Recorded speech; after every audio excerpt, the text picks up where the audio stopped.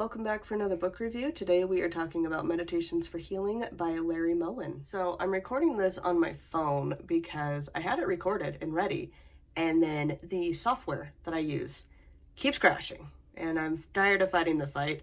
I'm sick, if you can't tell from my voice. So I'm just going to record with my phone, and we're just going to roll with it until I can get it to work. I don't know why it's being such a pain, but it is. So here we are. So this book is one from my mother-in-law's collection. It is not one I would have personally picked. I don't like to just read meditations. I don't like that style. I feel like it should have been a different format than a book, personally. And I know that's personal preference. So that does kind of, like some reviews, it does come down to personal preference. And some things are just kind of universal stuff. And so for me, the formatting of this was not my ideal way. I think this would have been much better as like a CD or even cassette, depending on when this was published, because it is an older book. And so I feel like having an audio version of this would have been more appropriate than to have just a written book. I don't like personally having just a bunch of written meditations to do, because they're quite long if you're trying to remember them. You know, they're like at least 1 to 3 pages long. And so it's like, you know, it would just be easier if you just had this as a CD, or again, even a cassette, being as old as it probably is. Because a lot of her books came from like the 90s-ish, maybe early 2000s. So it's kind of hard to say exactly. And like, again, I'm sick, I don't care. But like some form of an audiobook of this, like, well, not even an audiobook, because I feel like even audiobooks wouldn't have done very well for this. I feel like it should have been just like a CD sort of a thing. Because again, I personally don't like to sit and read meditations. So that said, there's nothing else in this book. It's just meditations and like a little tiny paragraph of an intro, and that's it. So that was the first thing that for me was an instant no, because again, the format of this just felt wrong. Printed words, I feel like wasn't the right medium for this content. The next thing with this book is I feel like a little bit more universal, and that is it does tend to fall into the category that a lot of my mother-in-law's books have, which is that it falls into the law of attraction crowd. Basically, this book is all about the toxic side of the law of attraction, meaning, and we've talked about this in other books, but basically, they tell you that they've been able to cure their cancer because of these meditations and their positive thinking and stuff like that. And any book that presents that information, and honestly, I find it more in the law of attraction versus like just witchcraft, because witchcraft books, when they mention that kind of healing work, it always has the disclaimer, well, I shouldn't say always, 99% of the time, it's going to have the disclaimer attached. You need to follow up with modern medicine. This is just one step in your healing journey. And this book doesn't include that. And instead it really presents itself that, well, these people were able to get such huge healing work done that they were able to cure like this crazy level of cancer constantly it's cancer. There was one mention for Parkinson's, which from my own experience, I have a family member who's got Parkinson's. I don't remember which like variation and whatever, but like he's got Parkinson's. It's bad. And the author mentions how they've basically kind of cured theirs in a way. They've slowed down the process of it because Parkinson's is a pretty ruthless disease. And I remember having conversations with my aunt, because it's my uncle who's got it. And she was hoping for the stuff that these authors kind of promote, and was holding on to this hope that they could just fix him, and that somehow, some way, something was going to work and reverse it, and she would get her husband back. And it never works. And then there's like a specific grief that comes from reading content like this. I don't know if she read something like this, but the premise is still the same, because she's more Christian, and we all know there's a lot of Christian groups that will promote, you know, there's this type of healing that you can do with the church and whatever, and it will cure this disease.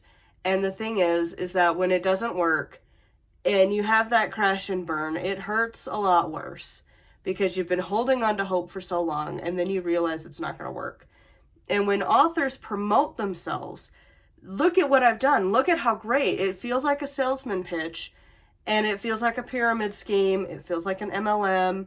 Like, it's just a red flag. I don't trust anybody who's promoting stuff like that. And, like, we've got a friend who's going through cancer, and it's like, you know what? Like, I don't want to read books like this that are saying, look at how great this meditation is for healing, when you've got a friend that's in and out of the hospital constantly and, like, doctors don't know what the hell to do.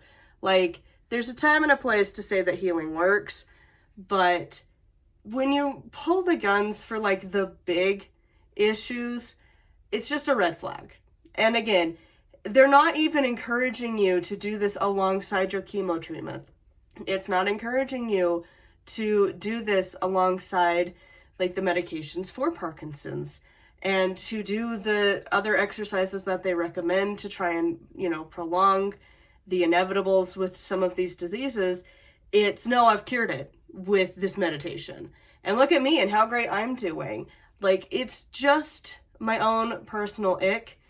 And anytime I see it in a book, immediately I do not trust any of the content, because, again, it feels like an MLM. It feels like a scam. It feels like a pyramid scheme. And I just, no, just absolutely not. And of course, a lot of my mother-in-law's books are that topic. She was really big into the law of attraction. You can fix everything with their meditation and positive thinking and whatever. So I do kind of keep that in mind. Like, that is the particular, like, group of people that she was very interested in. But I don't like it. Personally, I like to have one foot grounded in reality and one foot out in the Milky Way kind of a deal, but you need to have that balance. And this book definitely doesn't have that. And it was just kind of disappointing to see in this book. The last thing, and it was just kind of a minor detail, but it just was kind of bothersome. So this book has the guy, Larry, and I don't know how to say his last name, like Moen, listed as the author. And then it's like, oh, just including some visualizations by a couple people. But in reality, it really felt like 99% of this book was other people's content. And he just was the one who was like, I'm writing a book on this. Would you write subsections for it? Because every single chapter, or not even chapter, every single, like, entry, I guess you could call it, was by somebody else. And every once in a while, it would be him. But for the most part, it was other people. And it's, like, just a random little thing to note. But it was still obnoxious. And it was like, really, dude? Like, why is your name attached? If anything, it should be, like, edited or collected by, because it felt like it was just a bunch of random people, and they were really trying to, like, push the narrative that because they've got a bunch of degrees, that you should trust them while they're telling you that they can cure cancer with a meditation. And honestly, I know it sounds kind of weird, but, like, just because you went to school and you've got degrees doesn't make you smart. Like, it doesn't make you any better than somebody else, especially in this kind of a field. Like, it's just one of those that it's like, yeah, you decided to go spend, like, I don't know, granted, they were probably in school years ago, so who knows how much debt they're in from it, but, like, I don't know how much, like, it felt like they were using their titles to prove that they were correct. And you can use a degree. You can go get a degree and then use it for evil, basically. You can go and you can get a degree in psychology and then still go and use that to be, like, a narcissist. And to go and use a marketing, like a business marketing degree, to then go and succeed in pyramid schemes. Like, you can use it for good or you can use it for bad. And it just felt like they were using their degrees and their experience to, like, be like, oh, but look, like, I have all of this accreditation, you should believe me. And it just came off kind of weird. And again, with the dude just, like, barely having any entries anyways, it was just a weird little thing that I noticed. And it was just like, why is this here?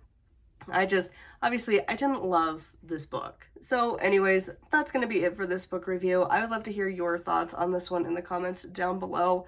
There's not too many people talking about this book because, like, it's old. But still, if you come across it, these were my thoughts on it.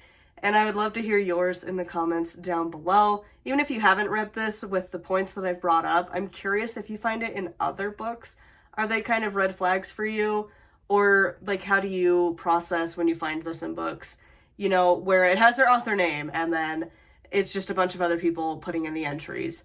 Or the law of attraction thing where they're like, oh, but look, we can cure cancer. And then they have to like promote their degree to like prove themselves. Like that kind of stuff. I'm just curious your thoughts in the comments down below. Huge thank you to my patrons. When I cannot record and edit with my laptop, I cannot put your names on the screen. Just know I do appreciate you, but the editing on my phone sucks. So we're not gonna have you on the screen or any of my usual end screen stuff. But I do appreciate all of my patrons, and your content will also be messed up because of the computer deciding to just be a pain. So we'll see when I see you all again. Stuff I record on my phone works, but it's just a pain in the butt. So anyways, do make sure to like and subscribe. I post every single day, and until next time, thank you so much for watching, and blessed be.